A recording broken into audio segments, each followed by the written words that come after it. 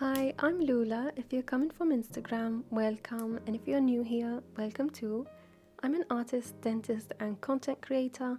I've been sharing my journey on Instagram for the last 10 years, but this year I decided to finally lock in and take my art seriously. So I've been consistent, I set up an online shop, and I built a website. But I wanted a space to slow down, to share more, and to let you into the parts that don't fit into a 30-second reel. So here we are. I hope you enjoy this art vlog. I paint using different mediums, but recently I've been enjoying watercolor painting, and it's the first time I use hot pressed paper, which is a lot smoother than cold pressed paper. And because my art style, I like to go into some details sometimes, that allows it to pop and be clearer, so I enjoyed it a lot more than cold pressed paper. So these pieces I painted recently. I really enjoyed painting the glass bottles. I love the transparency of the glass, and that plays off perfectly with the transparency of the watercolors. I consider these studies because each piece took me about an hour long only, and they are Pinterest inspired, so nothing's too personal.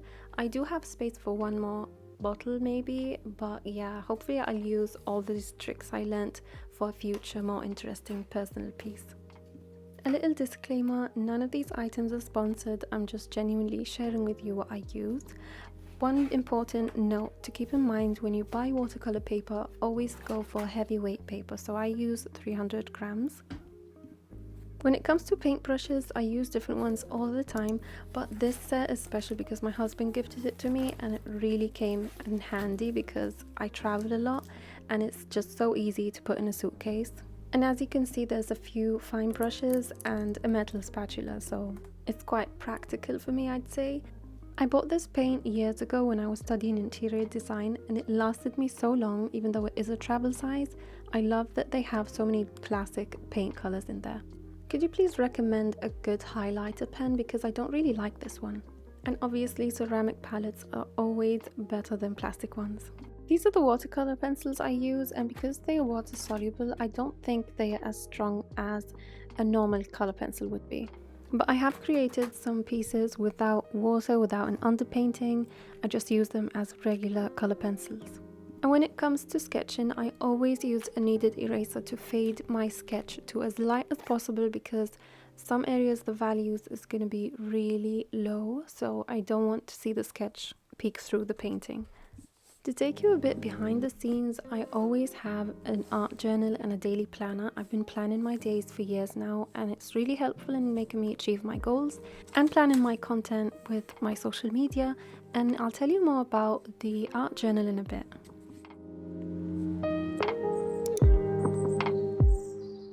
So I'm taking you outside with me today because I can't believe it's finally getting warmer and sunnier here in the UK. It's been such a long, rainy winter.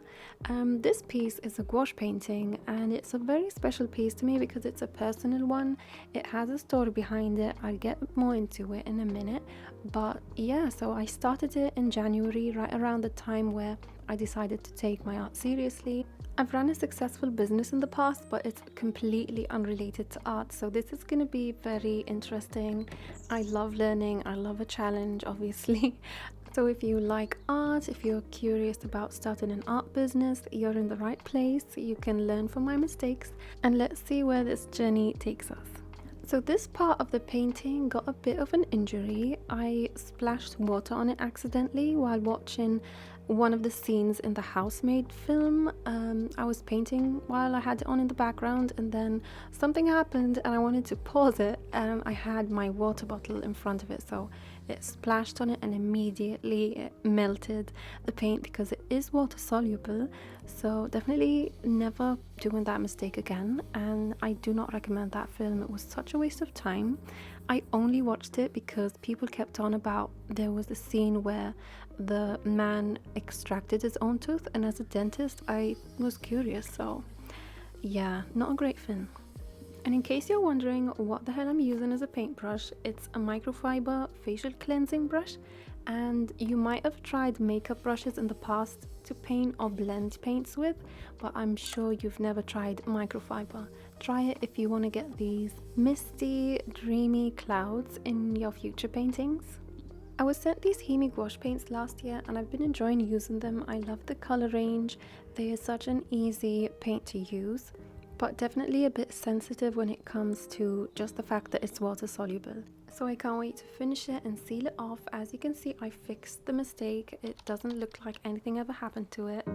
I like knowing how artists decide to make a piece, so I thought, why not share my own? And I start with an idea and then I build a composition. So I make a grid and place the objects of my painting into it and decide whether I want it to be a vertical or horizontal piece. And my main focus for my art is emotion. I like the person viewing my paintings to understand the feeling behind it. So I write that down and I write down the colors, I write down the type of shades I want to include in it, and I also write the objects in detail. And that helps me then form a structure of the painting. And as you can see, it was a very rough sketch. But the point is to just lay out the objects, see how they complement each other or not, and then when you start the piece you realize, okay, this doesn't work, this works, and it changes a few times before you end up going on with your painting. And actually sometimes you end up erasing whole sections and repainting them. That's also a part of the process. You might be curious about what this painting is actually about. I have mentioned briefly in Instagram in my artist diary series what it means, but I'll definitely tell you here on YouTube in my next video when I continue on with the painting. I still have to paint the girl and she's going to be standing on a closed door, and then under that there will be an open door, and that will symbolize the chances in life coming and going. If you reached the end of the video, I want to give you a big thank you. I appreciate you watching all the way through the end. If you have, please comment a purple heart so I know you're one of those. And yeah, if you've come from Instagram, thank you a lot for coming. And I'm just excited about this journey. See you in the next video. Bye.